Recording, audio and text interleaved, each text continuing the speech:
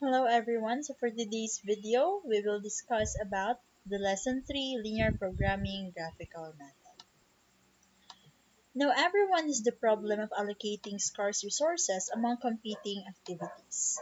Students, for example, must determine how to allocate their time in studying, sleeping, and eating, and in recreation. In addition, most of them are on a limited financial budget and must make difficult decisions regarding the utilization of funds.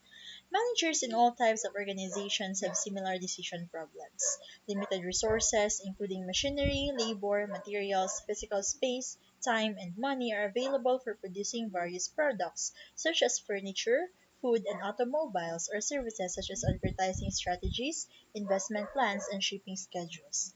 In the transformation of resources into products or services, there are some restrictions or limitations. Management must decide which activities most effectively use the firm's resources and meet the restrictive guidelines.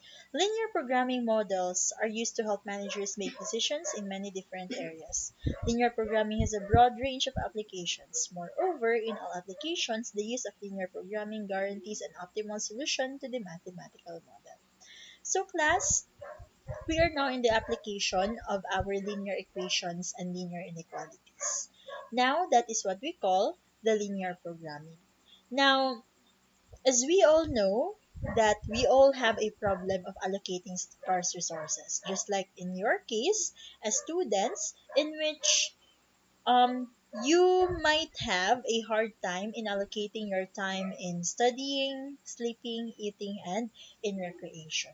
So, of course, if you are just to decide, we can always decide. But the problem here is the constraints. Okay? For every decision, there are constraints. So, say for example, in a business, we always want to maximize our profit as possible. Okay? As high as possible. But we cannot to maximize profit, okay? The best solution is to produce number of units and to sell many or a number of units of the products. Now take note that we cannot always do that because we also have some constraints. So say for example, um, if we want if we want to maximize our profit, then we have to consider also the costs that is to be incurred. Okay, in order for us to produce the product. Okay? So, based on the constraints, okay, such as the cost, the labor, and all other considerations and all other factors. So, how much should be the number of units that is to be produced or sold, considering the limitations or constraints in order for us to have a maximum profit? Okay, so that would be answered by the linear programming. Okay, using the linear programming, it guarantees us an optimal solution to the mathematical model. That means that whatever is the result of our process in linear programming, that would be the optimal solution. So it's either that would be the decision that would give us the maximum profit or the decision that would give us the minimum cost.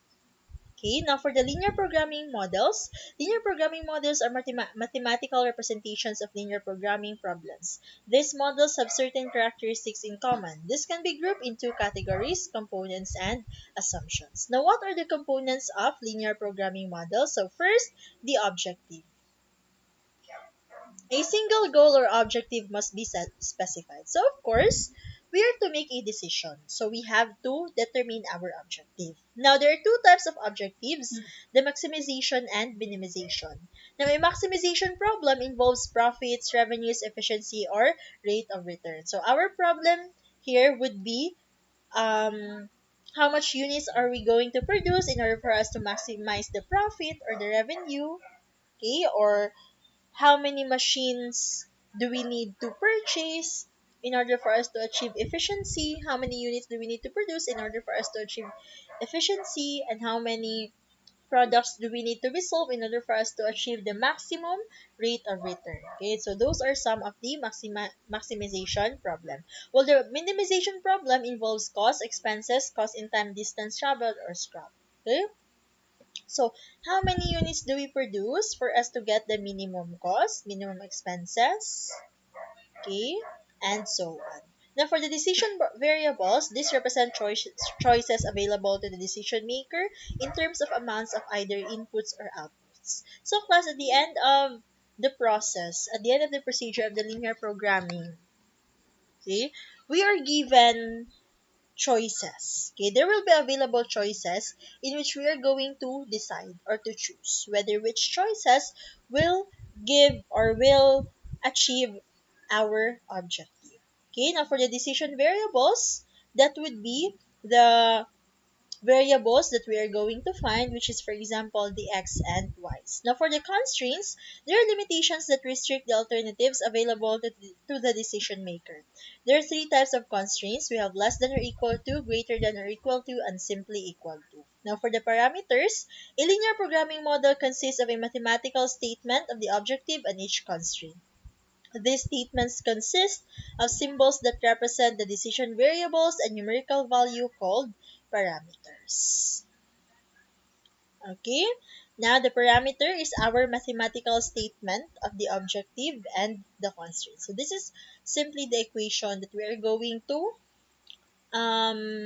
create, okay, after reading our problems. Now, what are the assumptions of linear programming models? So first, linearity. So of course, we talked about linear. So that means our the slope of our equation should be um a straight line, okay, and not curved line, not zigzag. Okay, that would be straight line, either horizontal, vertical, or diagonal. Then we have divisibility. Now, non-integer value of decision variables are acceptable. Now, what do we mean by non-integer?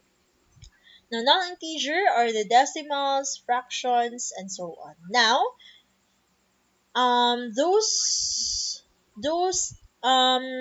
values are acceptable, okay, for our decision variables. Okay, so because it could be plus, it could be, um, we can always have answers, or we might have answers that involves an amount, a peso. Now take note that in a peso, we have decimals, right? Just like the centavo.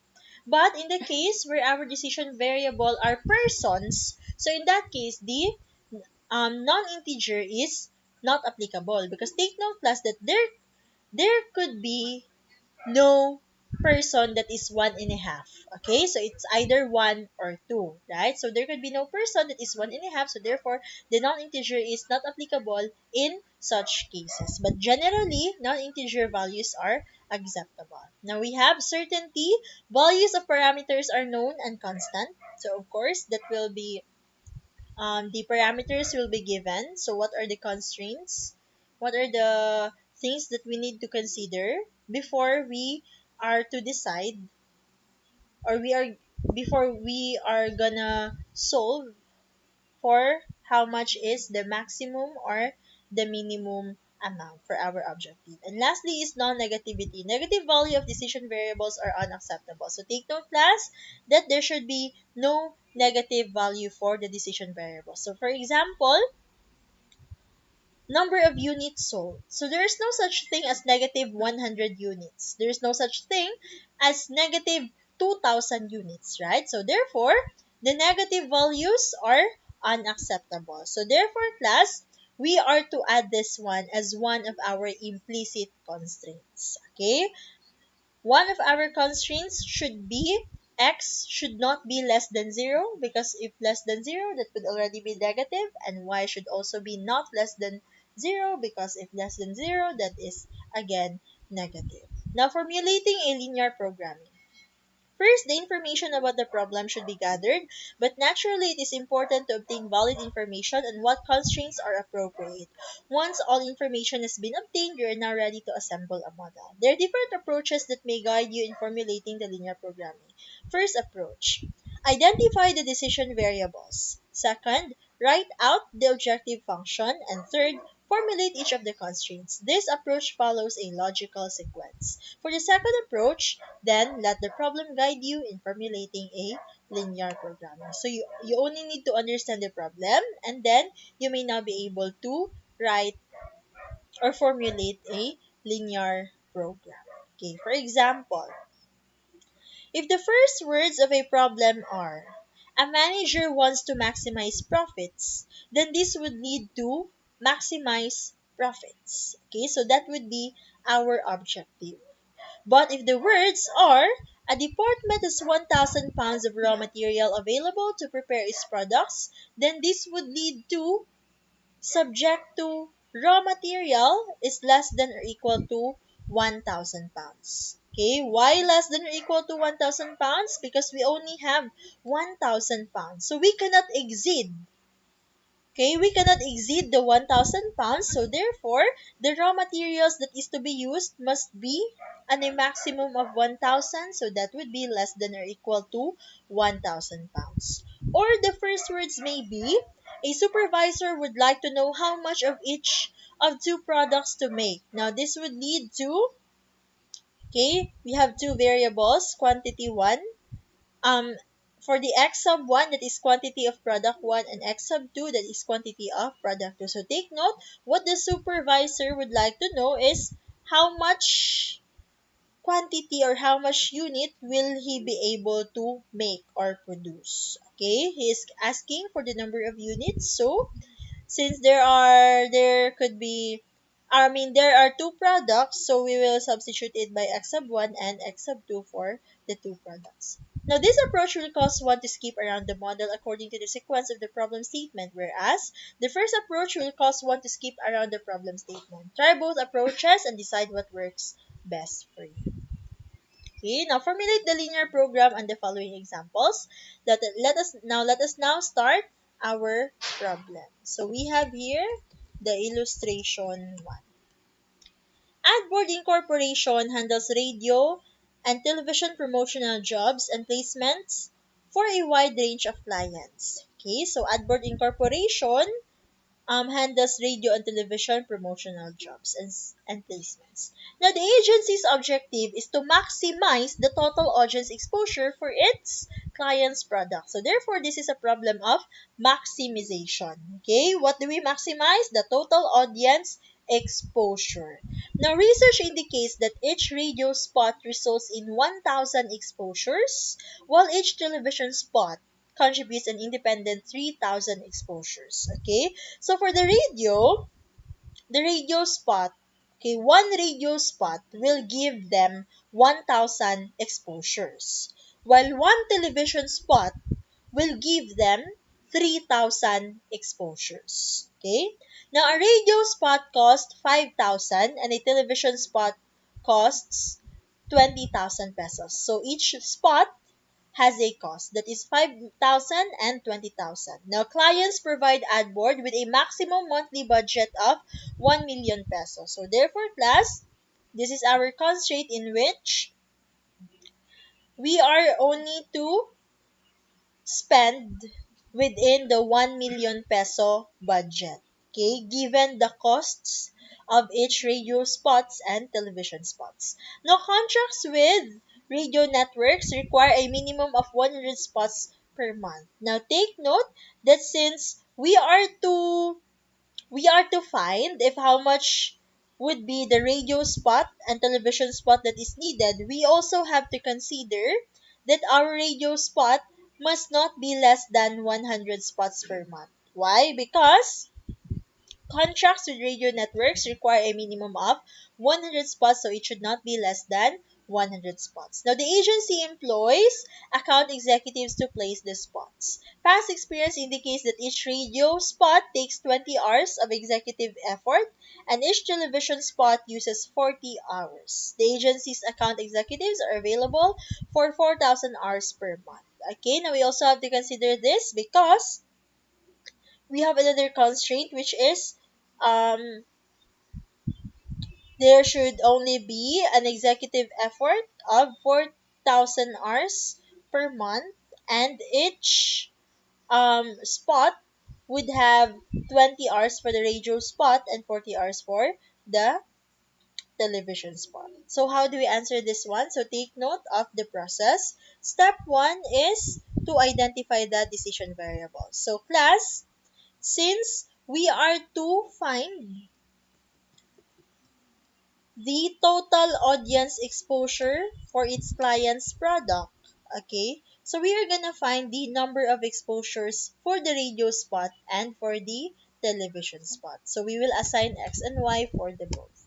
So let X be the number of radio spots and let Y be the number of television spots. Okay?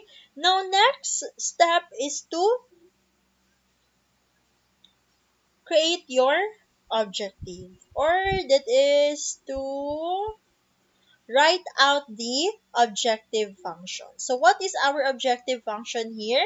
Now accordingly, we are to maximize the total audience exposure.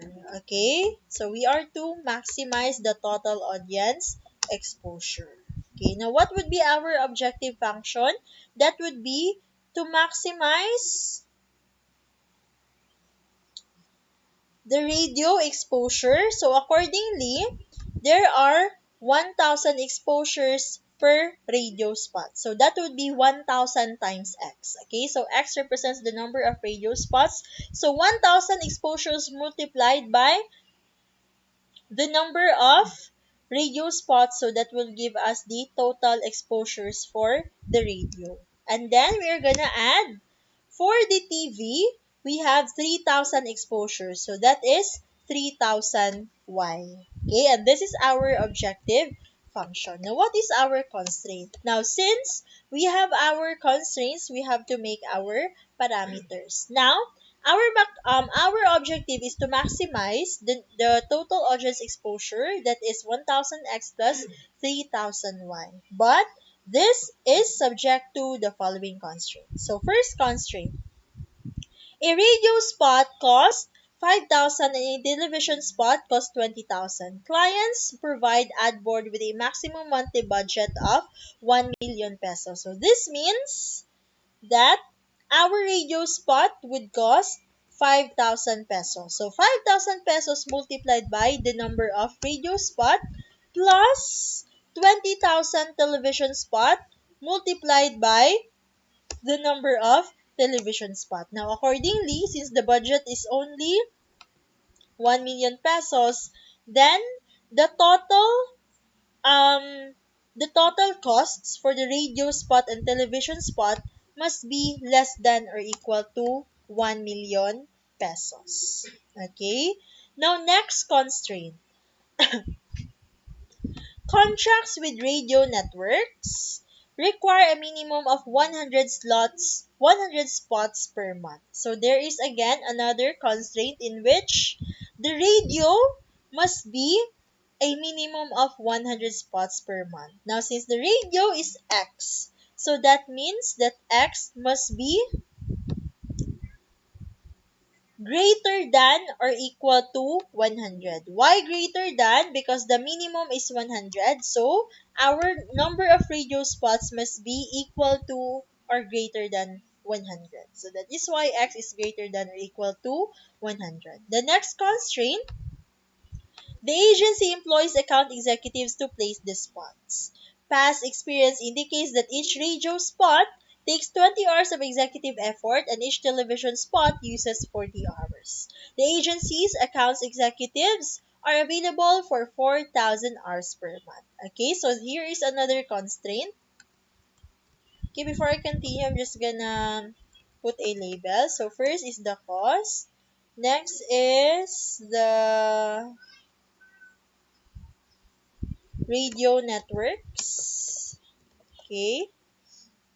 And then we have the placement time. Okay. The agency employs account executives to place the spot. So that is the placement time. Okay. Now for the placement time, for the radio, it takes 20 hours per radio spot. So 20 times X plus 30 hours 30 hours. Sorry, that is 40 hours for the television. So that would be 40Y. Okay. So what is the maximum? The account executives are only available for 4,000 hours per month. So therefore, our total placement time must be less than or equal to 4,000 hours per month. Okay, so this would be our constraint. Now, aside from this class, we also have our implicit constraints. Now, take note that there is an assumption of non-negativity. So that's why we also have to add that x must be greater than or equal to 0.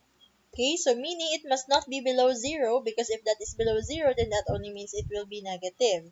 While y is also, okay, y is also greater than or equal to 0. So class, this is our parameters. Okay, this is how we formulate the parameters. Okay, now for the solution, okay, we're done with this one. Maximize and then subject to. Okay, so here is our complete model, which is seen in your module. That is how we answer the illustration. Okay. Later on, actually, class, there is still a next step for this one. We are still to compute for the number of radio spots and number of TV spots. Okay, we are still to compute for the decision variables. Now, we will do that later. Let us first try the illustration 2.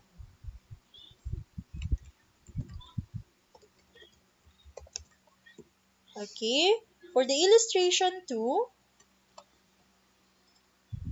question: how many stand fans and desk fans must the manufacturer produce in order to maximize profit? Okay, so this is now our decision variables, right? The question is, how many stand fans and desk fans must the manufacturer produce in order to maximize profit? Now, let X be the number of stand fans that is to be produced, and let Y be the number of desk fans.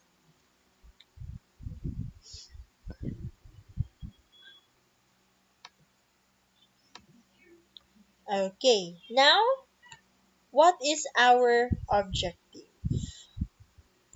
An appliance manufacturer produces two models of electric fans, the stand fans and desk fans.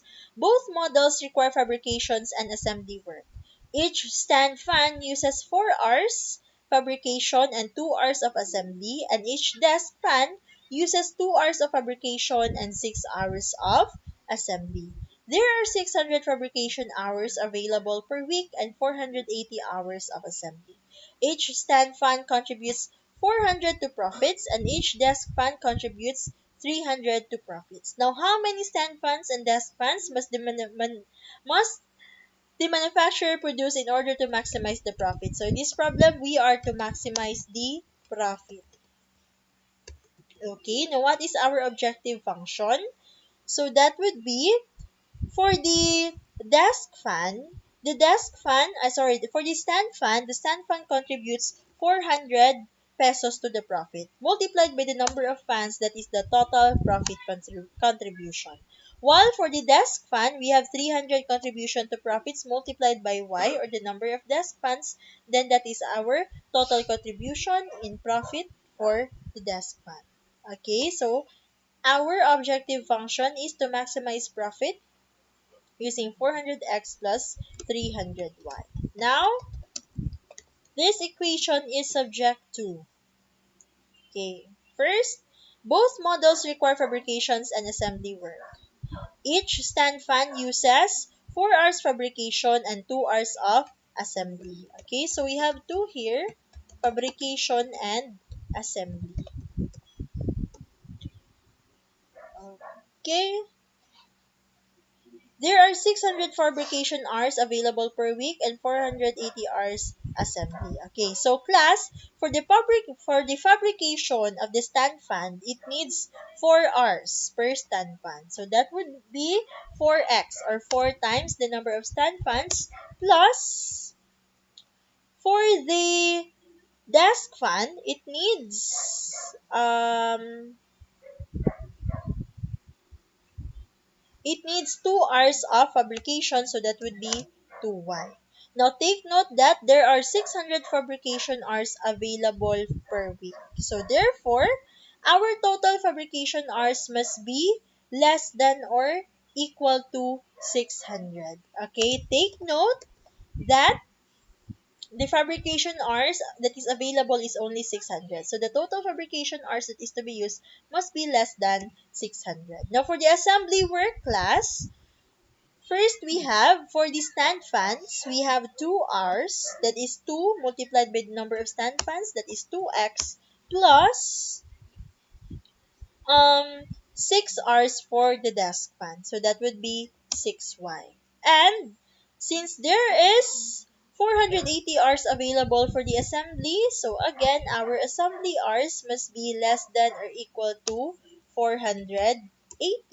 Okay, this is our parameters. Now aside from that, we also have the implicit constraint. So take note class that what is asked in the problem is to maximize the profit. Okay?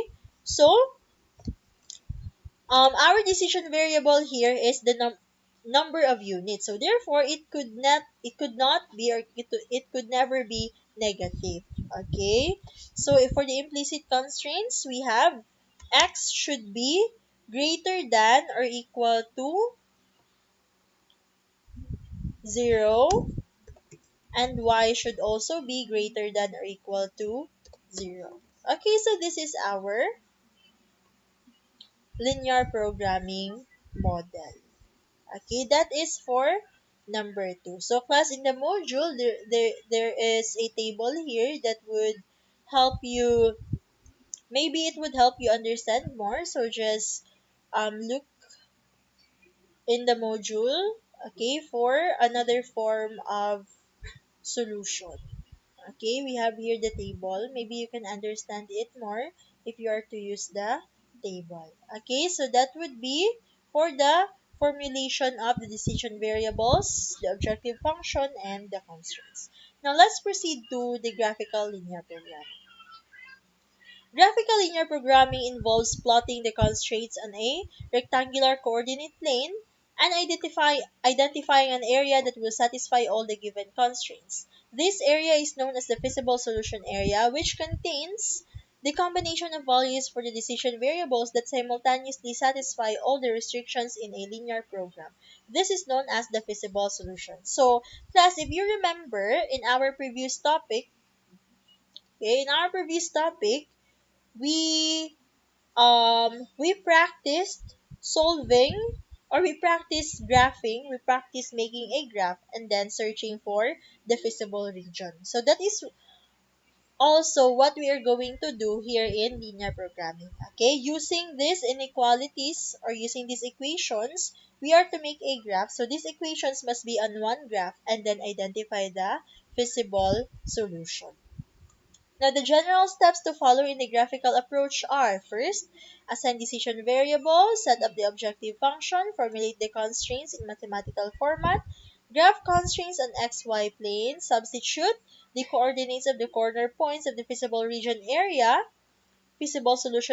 to the objective function, and formulate decision by choosing the ordered pair that gives the highest value for maximization and the lowest value of it is minimization. Now, for example 1, let us consider our previous problem. Okay, so that would be this one, the illustration 2. So let us continue this problem.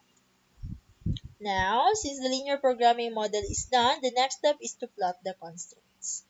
Okay, so for plotting the constraints class, okay, let us plot the fabrication time constraint, which is 4x plus 2y is less than or equal to 600. Make it an equality, but make sure that it is in simplified form. So class, if you remember in our previous lesson, in order for us to plot in order for us to plot an inequality which has two variables, we have two two methods. First is the assigning of values, and second is finding the x and y intercept. Now to make it easy, we will use the finding the x and y intercept.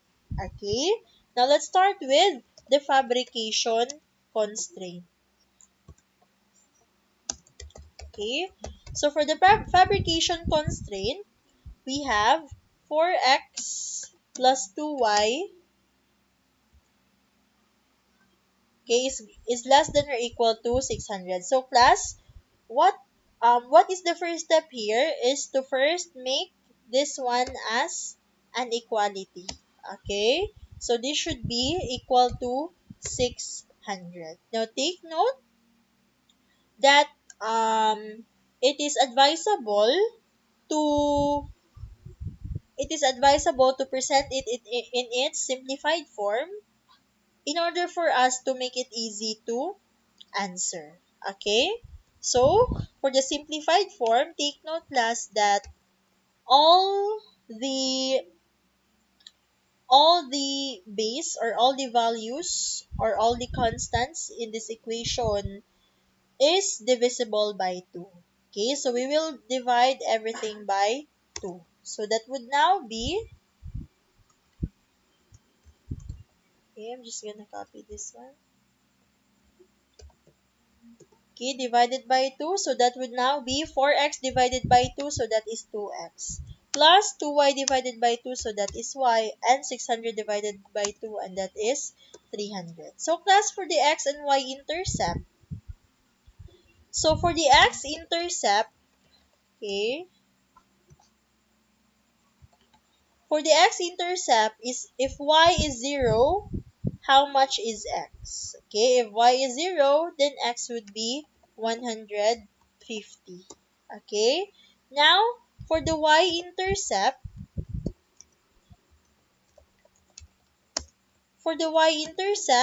if x is 0, how much is y? So if x is 0, then y is 300. Okay, so this would be our x and y intercept for the fabrication constraint. Okay, 300 and 150. Okay, now after this one is we can already plot this one on the graph. Okay, but before that, let us first answer the other constraints. For the assembly, we have 2x plus 6y equals 480. Take note to make it an equality first and then simplify. Now to simplify, we can divide it by 2 because that is the greatest common factor divided by 2. Now we now have 2x divided by 2, that is x, plus 6y divided by 2, that is 3y, and 480 divided by 2, that is 240. Now for the x-intercept, how much is our x-intercept? That would be, if y is 0, then x is 240. Okay? Now for the y-intercept class, sorry, if, where are we?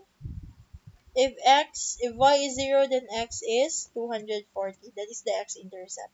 While for the y-intercept, okay, if x is 0, how much is y? Then y is 240 divided by 3, that is 80.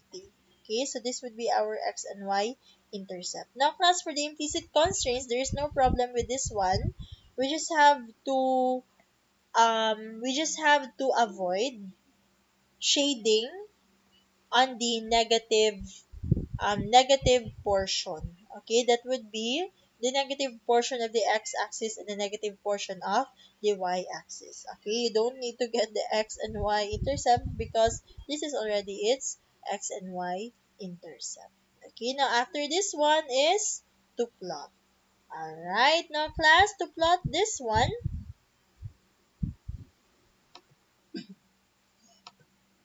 okay, let us do the plotting.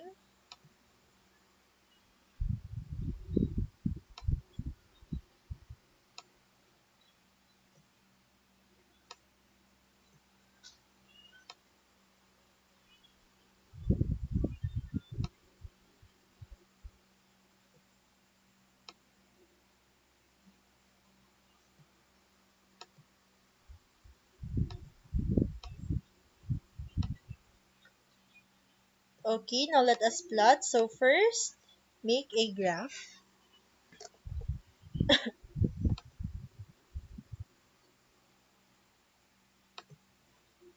Okay, so we have here our graph. This one.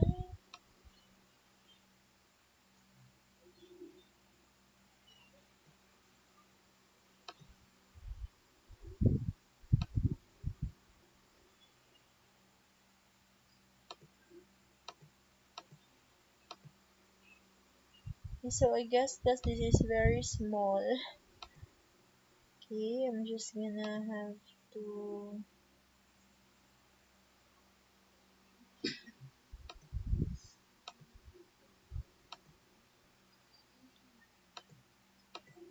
Okay, so this would be for the y-axis, and this would be for the x-axis.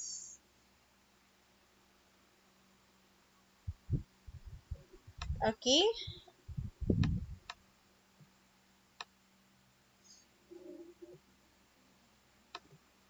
alright, now let us plot the points, but first, let us put a number since that is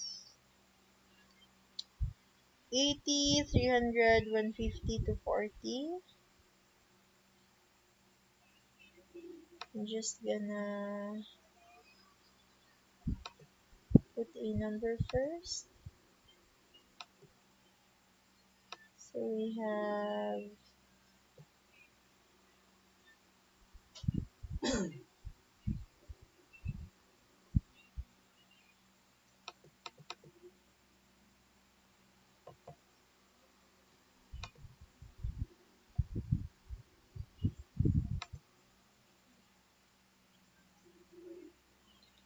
okay, so first we have 30.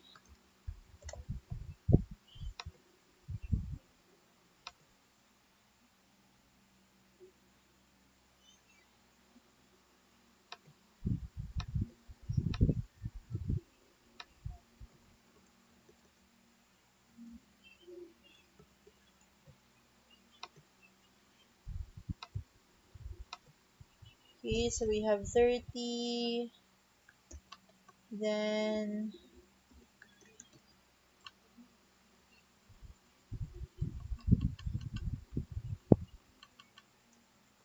we have 60, then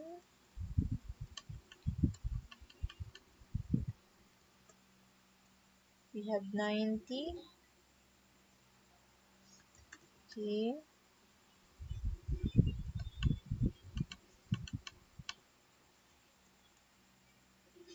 then we have 120.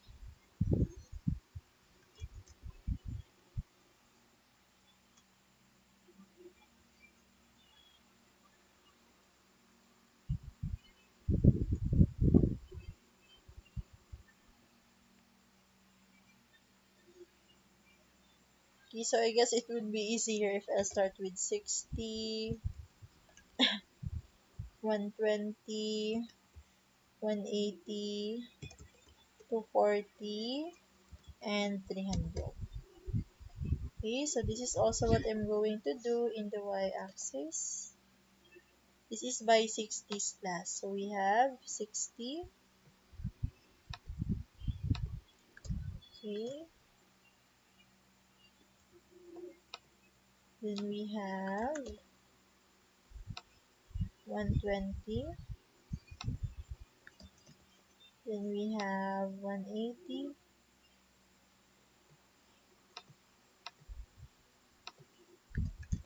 Then we have 240. And then we have 300. Okay, so this would be our x and y's. Now for the first constraint, that is 4x plus 2y is less than or equal to 600. Our x-intercept must be 150 and y-intercept is 300. So another burden to make the point. Okay, so I have here the point. And I just hope that you can see the point. So we have For the intercept, that is 150, so it could be here, okay, in the middle of 120 and 180. While for the y-intercept, that is 300, so it would be here. Okay, so this is the point for the 4x plus 2y is less than or equal to 600. Now next is the x and y intercept of the assembly. Now class, for the assembly, we have x-intercept of 240 and y-intercept of 80. So the 80 could be here. Okay, so I just estimated it. Okay, so this would be the x and y-intercept. Okay. Sorry. Okay, I guess there was wrong in plotting. Okay, let us go back with the fabrication constraint. So for the fabrication constraint class, let me just correct it. Okay, let me just correct it that it should be 150 and 0. Okay, since that is 150 and 0, it should be here. Okay, 150 and 0. The y is 0, so it should be here. Okay, at the middle of 120 and 180. Okay, while for the y-intercept, that is 0 and 300, so it should be here. Okay, so after that class, we can already make our line, okay, or the slope. Now for the slope,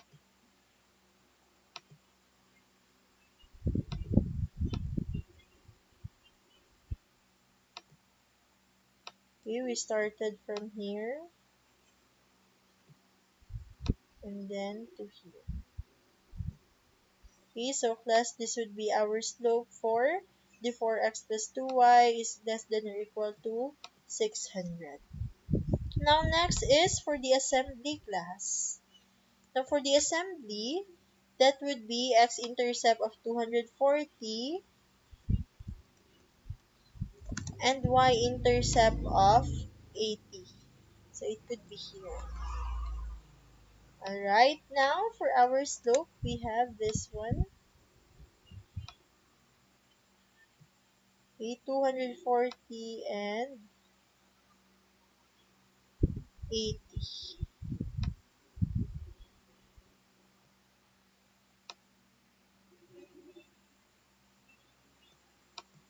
Okay, now,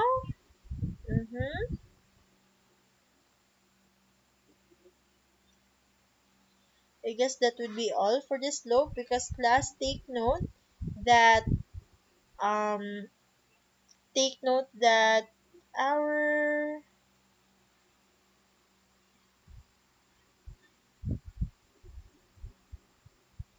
okay, just wait for a minute. Okay, so take note class that our implicit constraints of x is greater than 0 is already here. Okay, so therefore our shading must not be below the x. Okay, and must not also be below the 0 in the y. Okay, not below 0 in the x-axis and not below y in the y-axis. Okay, so again, the x is greater than 0 is already within this line, while the y is greater than 0 is already within this line. Okay, so take note of that constraint. Okay, now class, for you to not to be confused, so I'm just gonna put it na lang. Okay, so this is for the x and y, and for the x is greater than 0, it would be here. Okay, take note of this one. This is the x is greater than 0. It will be within this line. Okay? And for the y is greater than 0, it shall be horizontal.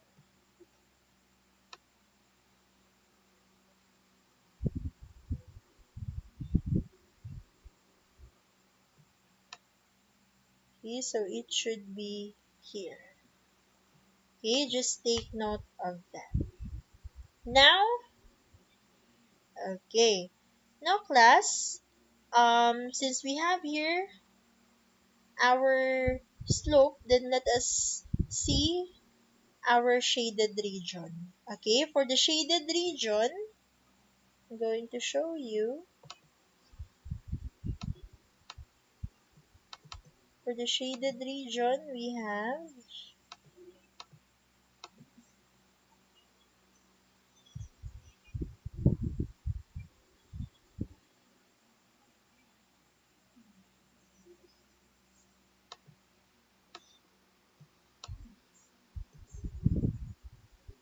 um,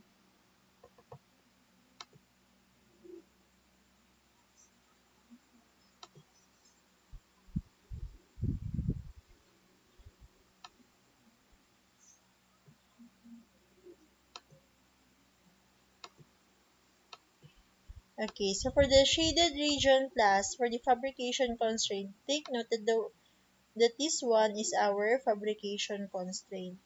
Now for its shaded region, plus if we are to substitute x and y with 0, so that would be 0 is less than 600. Now since that is true, then that means that our shading will pass through the 0. Okay, take note of that.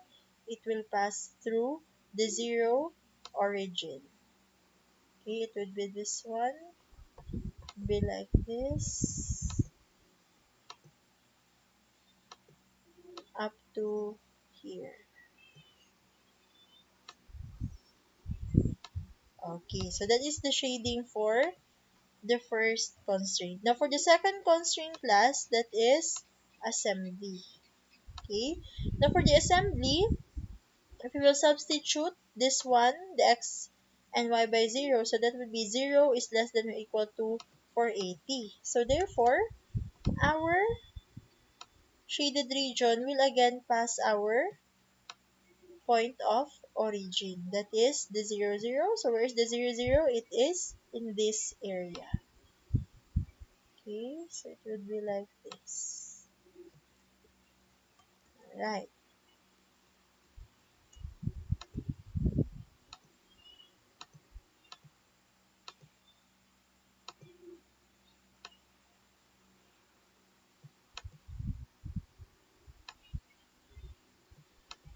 Okay, now so you can see class, the point of intersection of our two shaded region is in this area. Now take note that we also have another constraint in which x must be greater than 0. So there is another constraint here, okay, in this side in which x must be greater than 0, and then y must also be greater than 0, so it is only up to here. The shade is only up to here. Okay, so this will be the shading. So as you can see class, whichever is the most or the darkest region, that would now be our feasible solution. And as you can see, okay, you can see here the darkest region. Okay, so let me show you. This is our darkest region. I'm just gonna change the points. So it is here.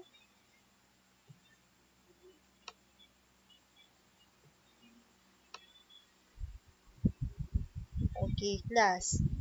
So the darkest region is our feasible solution. So that is the region in which all our shaded region intersects. Okay, in other words, that is the feasible region or the feasible solution.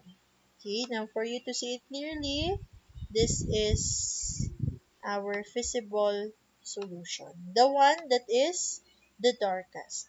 Okay, among all the shaded regions. So therefore, class, the points here, okay, the points on this side, the points on this region are the ones that will satisfy our equation. Okay, now so you can see we already have the first point, right? So we have here the one that we encircled. This is the point 080. This is the 150, 0. Okay, so I'm gonna put a label. So this point is the point of 0, 80, and the other point is, okay, this one is 150, 0. Okay, so therefore class, one of this would be our answer. Okay, but aside from that class, as you can see, there is another point here. Okay, I'm just gonna add some shape. Okay, so we have here, there is another point, okay, over here. As you can see, okay, that is one of the points in our graph. Okay, so class, for your convenience, I'm gonna make this one black so that you can see the points clearly. So class, take note that the one that I pointed black could be our possible solutions. Okay, now as you can see class, we cannot name or we cannot label the point here because it is not given, right? But the how do we get the value for the point here? Now take note that this is the area in which the two slopes intersect. Now take note that in our linear equation, we can use the system of linear equations to get the point of intersection. Now for this problem, let us solve using the system of linear equation. These two constraints, the 2x plus y equals 300 and x plus 3y equals 240. Now let us use the elimination by addition. Okay, so we have 2x plus y equals 300,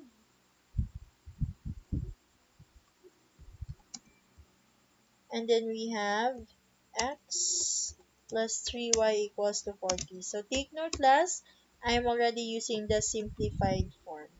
Okay, now how do we eliminate this one? So one of the equations should adjust for it to be eliminated. Okay, now for this problem, I'm going to use um the second equation. So the second equation will be the one to adjust. So for the second equation, I'm going to eliminate x here. So for me to eliminate the x, I'm going to multiply this equation by -2. So that what I'm going to get is x times -2. So that would now be -2x plus 3y times -2. So that would now be minus 3y, and then 240 times -2. So that would now be negative 480. Okay, so this would be our equation. Now to eliminate by addition, we have 2x minus 2x, that is 0. Y minus 3y, that is negative 2y, equals 300 minus 480, that is negative 180. Now divide both sides by 2, and so we can get y is equals to, this is negative y is equals to 180 divided by 2, that is negative 90. Okay, now for it to be positive, we just have to multiply both sides by -1. Multiply both sides by -1, so that is now y equals to 90. So therefore, class, our y is 90. So if y is 90, how much is x? Now let us compute for the x. We have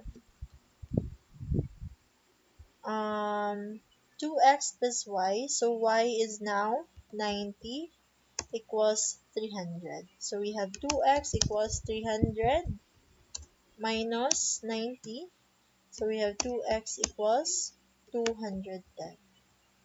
Okay. divide both sides by 2. So we can get x divided by 210 divided by 2, that is 105. So meaning the point here is x is 105 while y is 90.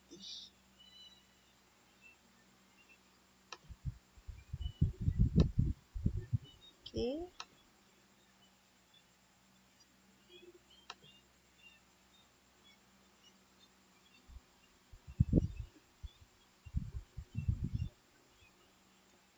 let me just check.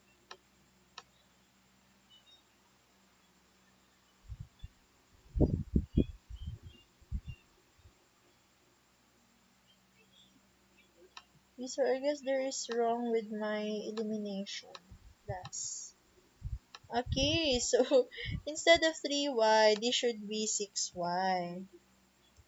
Okay, let us solve it again because it was wrong. So we have 3y times negative 2, that is 6y. So we now have 2x minus 2x, that is 0, y minus 6y, that is negative 5y, equals negative 480, and then 300, that is negative 180.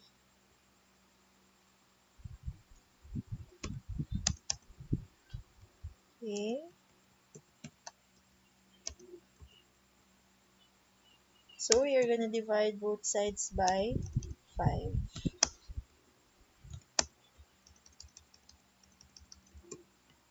So we have negative 5y divided by 5, that is negative y, equals 180 divided by 5. 180 divided by 5, that is 36. So y is negative, negative y is negative 36. So for it to become positive, we just have to multiply both sides by negative 1. So we now have y is equals to 36. So if y is 36, how much is x? Now let us substitute. So we have here 2x plus y equals 300. So that would be 2x plus 36 equals 300. So we have 2x equals 300 minus 36.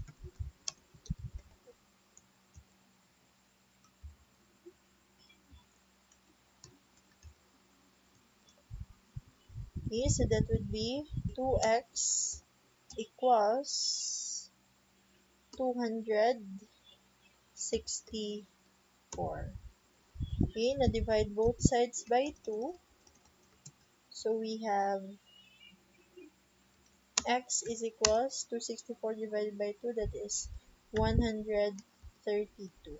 Okay, so this is the answer. X is 132 while y is 36. And this is our third point. Okay, the point here is the 132 and 36. Okay, 132 and 36. Okay, so that would be our graph. Okay, now after that is that we're now going to make a decision. Okay, so take note that we have here um we have 3 points. We got 3 points. Now let us see if which point are we going to choose.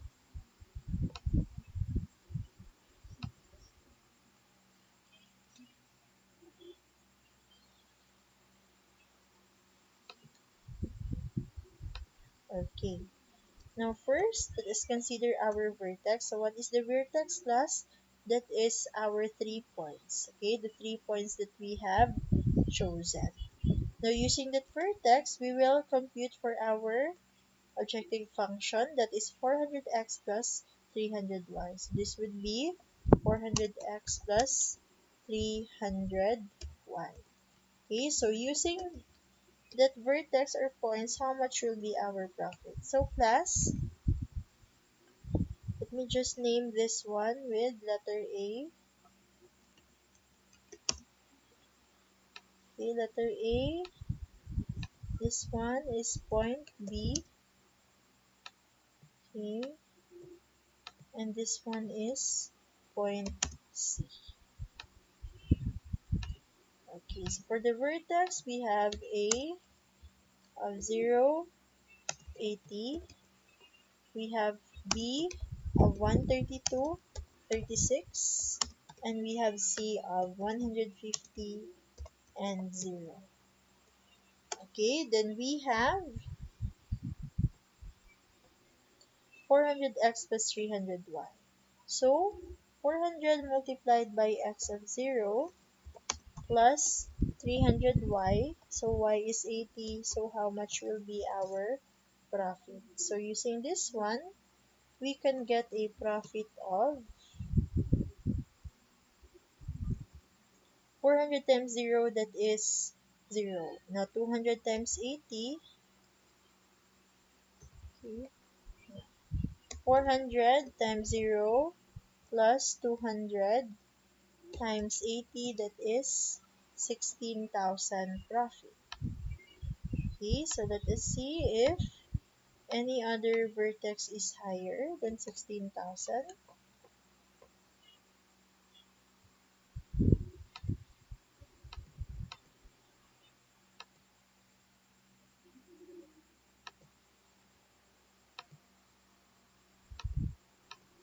Okay, now next for letter B, we have 400 multiplied by 132 and then plus 200 multiplied by 36 because 36 is 1. Now how much is the profit using this one? So we have 400 multiplied by 132 plus 200 multiplied by 36. So we have a profit of 60,000 pesos. Okay, using this one, the profit is 60,000 pesos. Now let us see if there is anything higher than this one.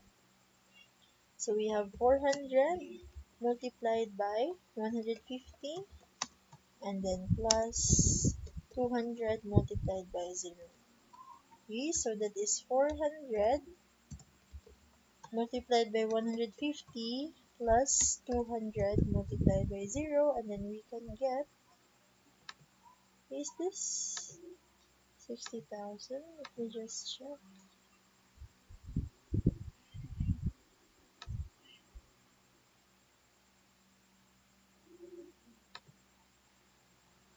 132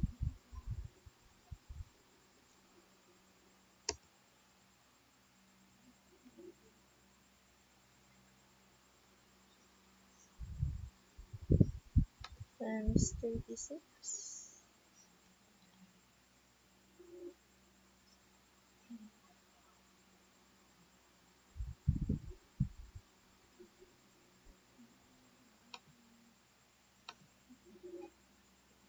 Oh, here's wrong in the solution. It should be 300, 300 and 300. Okay, so this should be 300, 300, and 300.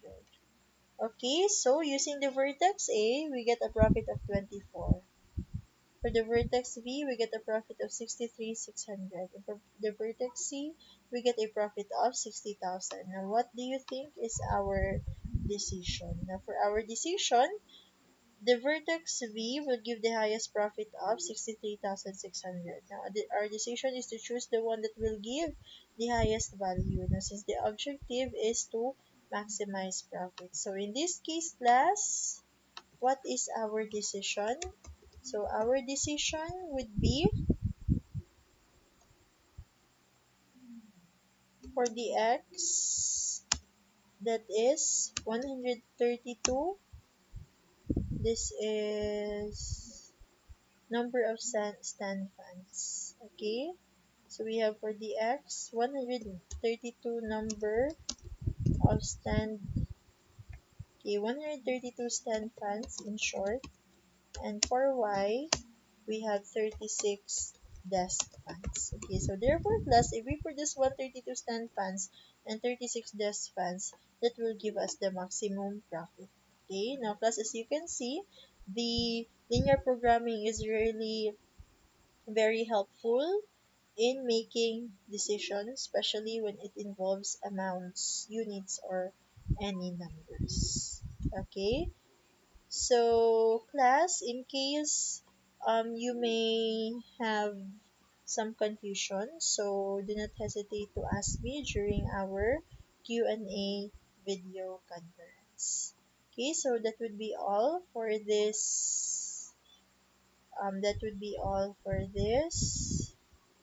video.